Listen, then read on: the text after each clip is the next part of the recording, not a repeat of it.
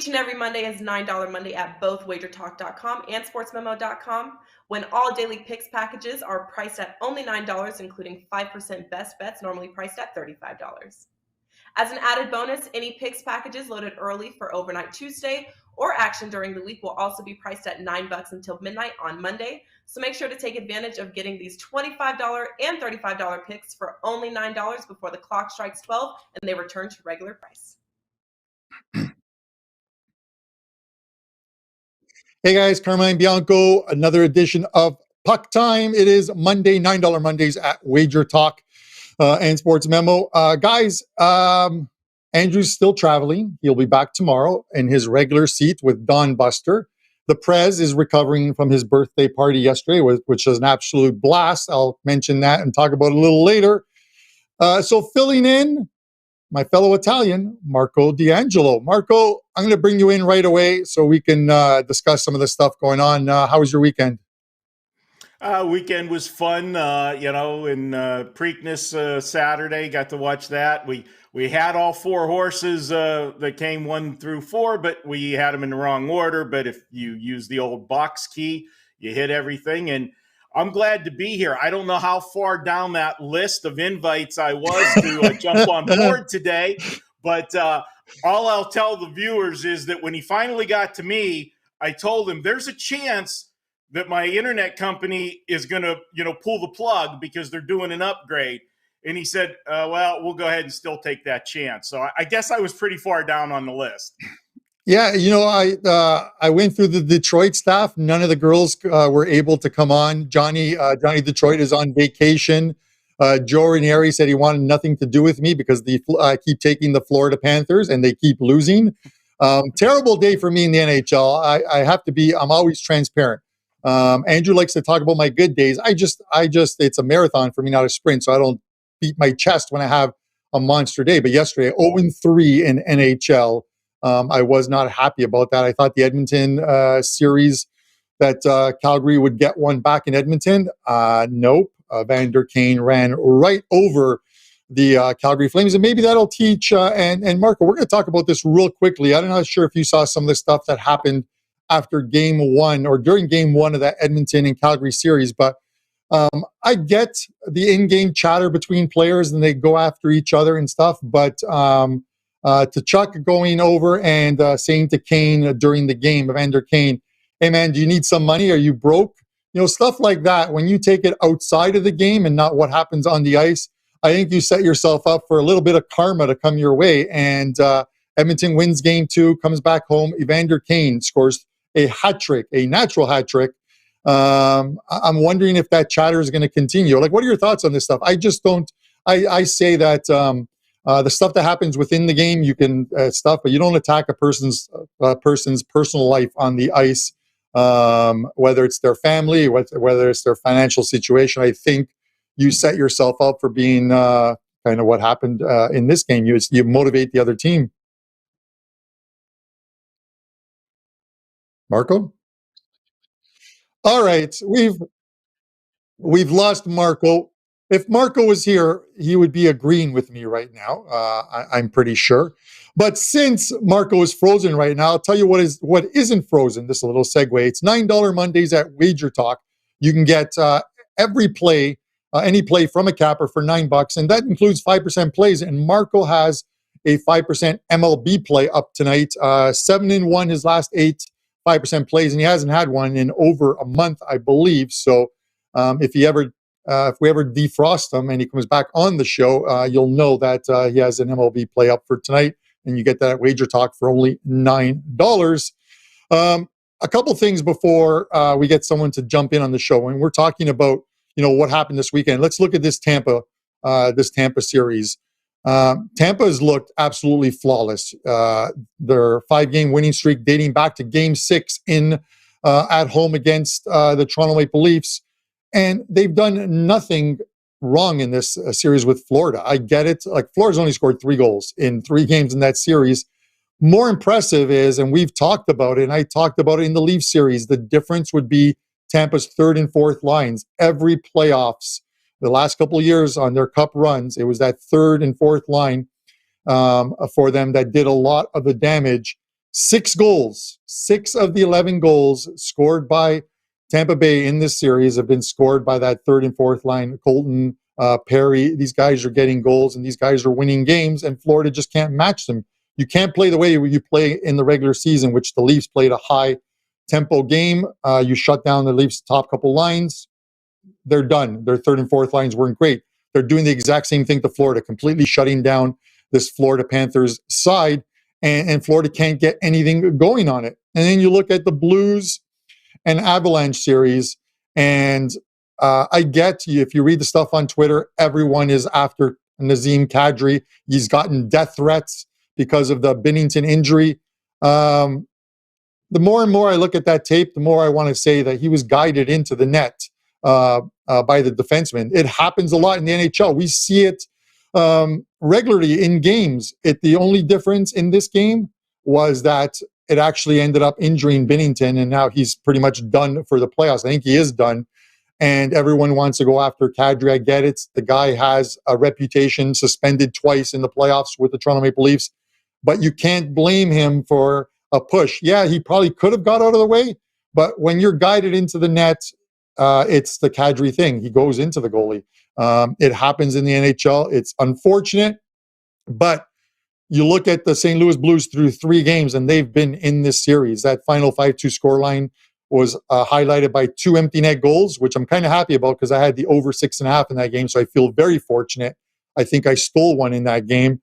And if you look at the final analytical numbers in that series, in that game, the final numbers were 2.52 to 2.49 for the St. Louis Blues. So they held the final analytical numbers. It was a close game. It's a game that was decided by a single goal, as I see it. With 20 minutes left, it was 3-2. The game was open to be won by either team, and it wasn't. Do we have Marco back yet? All right. Marco will not be back, so it'll be my bald head you guys will be looking at, along with Joe Ranieri, the famous Joe Ranieri, who's going to probably bug me about this stuff. Before we get into hockey, Prez's birthday was on the weekend. Yesterday, big party. He brought in a bartender, open bar. They're serving a bunch of stuff. And Joe, you're going to love this, man. Literally, he had a bottle of scotch there. But as I said to one of our mutual friends, I'm like, I know where he hides the good stuff. So while the party was going on, we took a couple glasses, went into Prez's place, and I found the good scotch, poured ourselves a glass, and then we sat down back by the fire and enjoyed the party, the music, the festivities while drinking Prez's expensive scotch. He won't know about it because he doesn't watch this show unless he's on Wednesdays. So it's just between the two of us, our producer, and all of you guys watching. Let's bring in Joe Ranieri. Joe, how are you? How was the weekend? I was doing it just swimmingly until you decided to cut Marco off, and now I got to jump in front of the camera here, Carm. Not to mention, I'm still licking my wounds from watching you pick the Florida Panthers every goddamn game and not win one. So things are going swimmingly. Thanks for having me so much here today. Appreciate it. Yeah, well, listen, man, I'm still trying to cash that what was it, Kentucky minus 18 ticket from the NCAA tournament. I'm gonna hang that one over your head. I'm not mentioning the 7 winners you gave me. I'm only mentioning the one that didn't win. You know how it works. But you were absolutely on fire during that meet and greet. And for those out there, the weekend of the August 20th and 21st, I'm hearing the rumor that will be the WagerTalk meet and greet party. Everyone will be there. We're going to have some fantastic swag to give away. So if you're coming out to Vegas to sign up for any of the Circa contests or any of the other contests, the Superbook contests that go on, that's a good weekend to come. You can come out, meet us, have some drinks, have some food, all on us, and register for the contests and stuff. And of course, if you shameless plug, if you need a proxy, Winner's Circle Proxy, which was formerly Kelly in Vegas's proxy. It is her proxy service, but they do a fantastic job. All right, Joe, shall we talk some hockey? Let's go. I can't wait to hear what you think about Binnington not in this game anymore, because Colorado seemed to enjoy the living crap out of taking Binnington out. So what do you think? Wasn't Husso the man during the regular sean? Wasn't he the guy that was going to lift them and elevate them? What the hell happened, Tom? Yeah, he was, but I would be remiss if we didn't talk about the Florida and Tampa Bay series first. So you can get a couple more shots in on me on this one, but let's have a quick look at the numbers on this one. The series is 3-0 in this one. Tampa, minus 125. Florida, plus 105. The puck line is currently, or the total is currently at 6. And Joe, this is the thing. I saw it on Twitter yesterday once the game was over, and they're playing back-to-back because of a concert that was on Saturday night, moved the game to Sunday, so they're playing back-to-back in this one. But all I kept reading on Twitter is this a trap line? Why is Tampa, who are up 3-0 in the series and have completely dominated the series, outscoring Florida by an 11-3 margin, why are they only minus 125? And normally I would say that's a trap line. And listen, Florida's a good team, and they could win tonight. But how do you go against a Tampa team that has not made a mistake in this series as of yet? They haven't made a mistake. All 4 lines are fantastic. As I mentioned before, 6 of their 11 goals have been scored by their third and fourth lines, Corey Perry, Colton. They're doing it. Vasilevsky in goal. And yet, people still believe that Florida have a chance to win. I believe that Florida could have won Game 3 off a couple days of rest and get right back in this series, make it 2-1. And it looked good for a little while, but Tampa just took over that game, and they're just not making mistakes. They score on the power plays. Florida finally got a power play goal, but they make you pay, and they're not making mistakes, so Florida can't make them pay like they've done during the regular season when they fall behind teams. They just seem to find a way of coming back. That's not a recipe for success in the playoffs, falling behind in a game. So minus 125, is that the play or is that not the play, Joe? Got to be the play. The craziest thing about this entire series, Carm, is the fact that the Panthers, it's not like they're not getting shots off, right? I mean, they've had, averaging 35 shots, I believe, on goal per game in this series. They're doing really well 5-on-5. We know, I couldn't believe they actually scored a power play goal in that last game. I almost fell out of the chair, Carm. It was absolutely bonkers, but they can't keep the puck in front of them defensively. They can't figure out ways to get it past Vasilevsky, who we all know. I mean, the legend is alive and well here, especially at home. I don't know how they bounce back from this. I don't. They're out of sync offensively. The frustration level, Carm, you saw it, yes, in that game yesterday with these Panthers. They just don't know what to do. I mean, they're throwing their hands up, and plenty of opportunities. Your power play disappears. You can't kill the power play for them. And this is, I think it's over, Carm. I think you have to stick a fork in them. How do you go past, how do you bet against Vasilevsky at home in a closeout game, Carm? And I can't, and I love the Panthers, but there's no way I can back them to get this done. The only best thing about this, Carm, is that they don't have to wait long to play this game. They don't have to dwell on it, think about it. They can get right back out to the ice and play it here tonight. But no way can I go against this Tampa. Too much experience for this Tampa team. They shortened the rotations. It's Tampa and not for me, Carmen. You know how much that pains me to say here. Yeah, maybe I'll do you a favor and I'll take Tampa today, and that'll get you a Florida win, considering how Sunday win for me. Again, it wasn't a good Sunday on the ice for me, but yeah, I get it. Listen, if nothing else in Game 3, and we look for small, minuscule positives, and the one I saw from Florida is that in the Tampa zone, not only on the power play, of course, but even 5-on-5, they seem to have a little more ice. They were cycling the puck a lot better. They were getting pucks to the net, but they still weren't scoring. They still only have a goal a game through this series. Now, can they get back at it? And today's an elimination day, and it kind of leans me to looking at like the total, and we'll talk about it during the best bet segment. But Andrew's always talked about it as well too, and it's actually been somewhat successful during the playoffs in closeout or elimination games that we see goals in the game. So whether we see it or not, this total is down to 6. these ones were at 6.5 early on in this series, and now it's at 6 just because of the fact that Florida can't score. So we'll see what happens tonight. But Tampa being able to close it on home ice tonight, again, it's only a short bus ride back for Game 5, but Florida would love to get it there on home ice. And I mean, 3 goals, Carm. They've scored 3 goals in this series. They've given up 11. I don't even know who this team is right now. But we started to see kind of cracks in that in the Washington series, didn't we?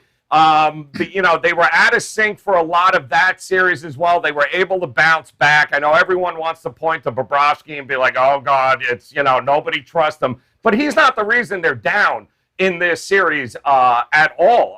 All of this firepower, 35 shots on average a game, Carm. They got 3 goals. Something's amiss here. Give credit to, 100-year-old Kucherov and Stamkos. I get real sick of saying these names, Carms, over the year, but they just don't stop. And I can tell you the experience factor, it's going to be huge tonight. They know closing this game out tonight at home and finishing off is the way to go. And I have no doubt they're going to do it, but maybe the total is the way to look here. Yeah, and, I guess one last word on it. You look at it and listen, Cooper and his staff don't need the help to game plan. But if nothing else, maybe that Washington series showed them that the Capitals did a fantastic job of shutting down the Florida Panthers for most of that series. But maybe Game 2, where I think Florida won that game 6-2 off that opening Game 1 loss. But for the most part, they completely slowed down the Panthers, and maybe that gave that extra game tape helped Tampa Bay. But again, Cooper doesn't need that. They've been a fantastic team the last couple seasons in their cup runs, and they just seem to be doing it again. So we'll see what tonight brings. I would love to see Florida win for no other reason than we get another game. The more games we get in the playoffs, obviously, the better. Speaking of seeing more games, we won't see Binnington seeing more games, but let's have a look at this Colorado and St. Louis number here. Colorado 165 on the road, pretty much the same number as Game 3 was. St. Louis plus 140. The puck line still sits at 6.5 in these games, 6.5 in the last game. Got there, luckily, with a couple empty net goals in the last 2.5 minutes of that game. Joe, it's the same thing. Listen, and I talked about it at while we waited for you to get on here, but everyone's talking about the Kadri thing. He actually got death threats from in Colorado. Here's the thing is, listen, I get Kadri, seeing him in Toronto. I saw what he did. He's not the cleanest player, and he has a history, but he was pushed, and maybe he could have made a better effort to get out of the way, but sometimes you get pushed, you just go with the motion. He went into the goalie. We see it happen. Goalies get hit quite often in the NHL. They just don't normally get injured. And Binnington was standing on his head in this series, as he did in the last series against Minnesota. And now they're back to Husso, who, like you said, he was the man during the regular season. Right. He didn't look bad. He allowed a goal on the first or second shot when he came in, but he settled in. They still had a chance to win, so you can't blame the goaltending. It was 3-2 after 40. They had a chance to win that game, and the final analytical numbers are in their favor, or were in their favor at the end, 2.52 to 2.49, which tells you they're in the game. They outshot them, but the Avs just keep on finding a way to win, and they found a way to win there. And now this is the make or break game. If Colorado wins tonight, this series is over in 5. If the Blues win, if the Blues win, we've got a series. Yes. What do you think?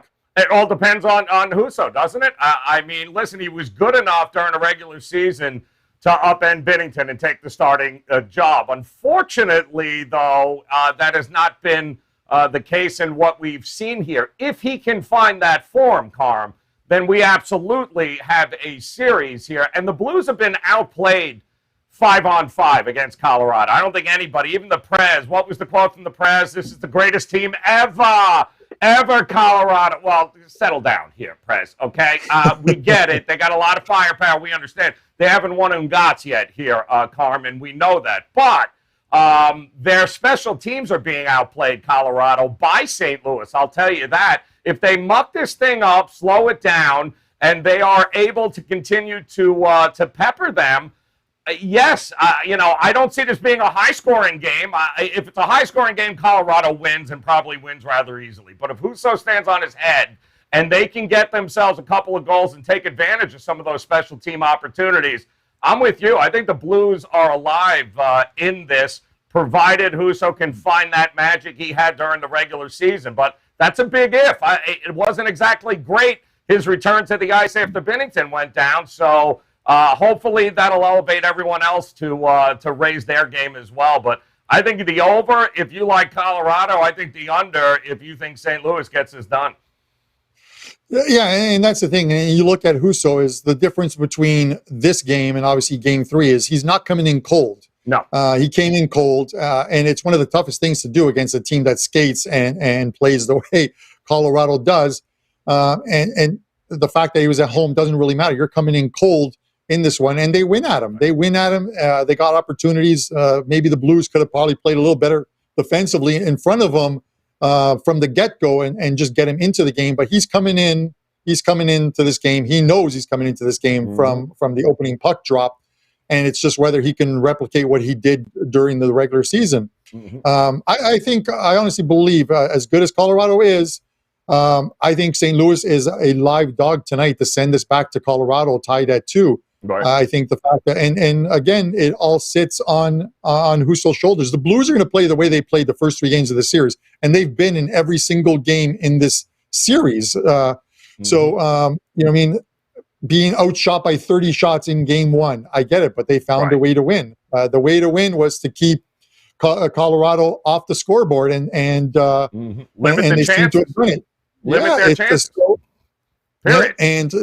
And this is what they'll likely try and do tonight. They'll probably try and clog that zone. But again, it's like you said, if Colorado finds a way to get up a goal or 2, and Husso looks a little shaky to start, this is going to go bad and bad quickly for the Blues tonight. I'm kind of hoping it doesn't. Again, more games is better for us, and more shows, which is better for the fantastic people we have in our live chat. They were down 2-1 though in Minnesota, were they not? Then they rattled off 3 straight wins there, Carm, I think. So it's not like they haven't been here before, but maybe a couple of days off too, which is is a pretty nice thing too. Husso can get himself a little grounded and get ready here tonight and limit their chances, take advantage of the power play, and play as physical as you can, St. Louis. And if that's the case, then we're probably looking at one of those 3-1 game type of situations here. Yeah, and a couple things. Yeah, that was they won game 4 at home to send it back to Minnesota even at 2, and obviously won the next couple of games.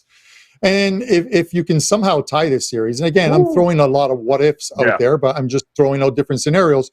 If you can tie this series up and bring it back to Colorado, does the thought of what happened to Colorado in last year's second round start to creep back in? Are we good enough to make it to a Stanley Cup final?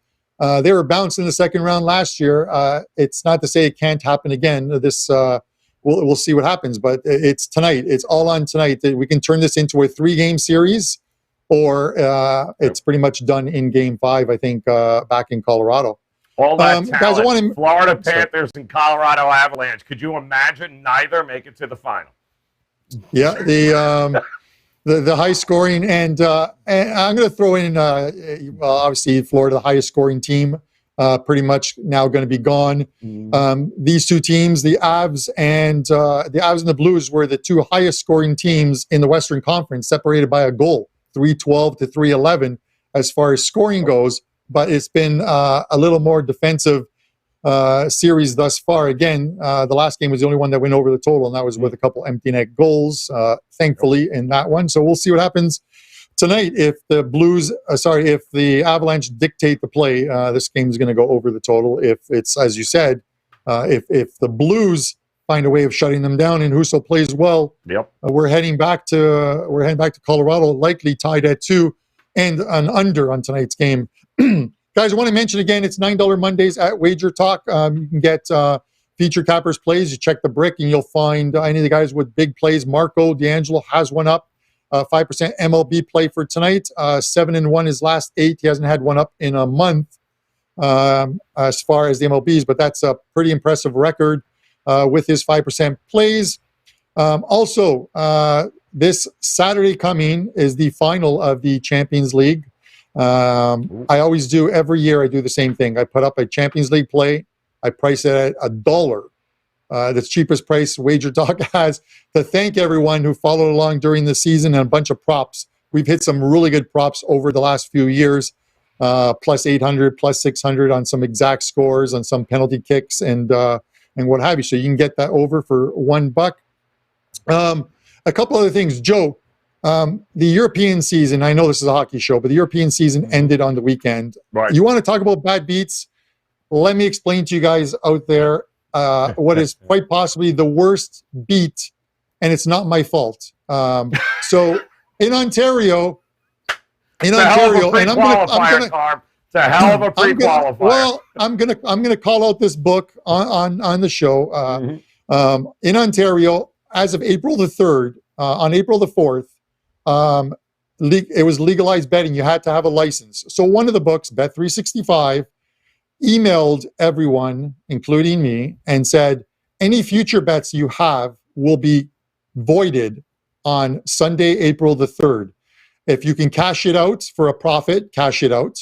And any other bets you have, even if they're in losing positions, will be voided and the full amount refunded. Well, I didn't have any of those in bad position futures. What I did have was the Calgary Flames to win the Pacific. And even though they were in first place, they canceled that wager and refunded me the money. Ooh. Real Madrid on Saturday to win the Champions League at 18-1 and 33-1. Those bets canceled for big amounts.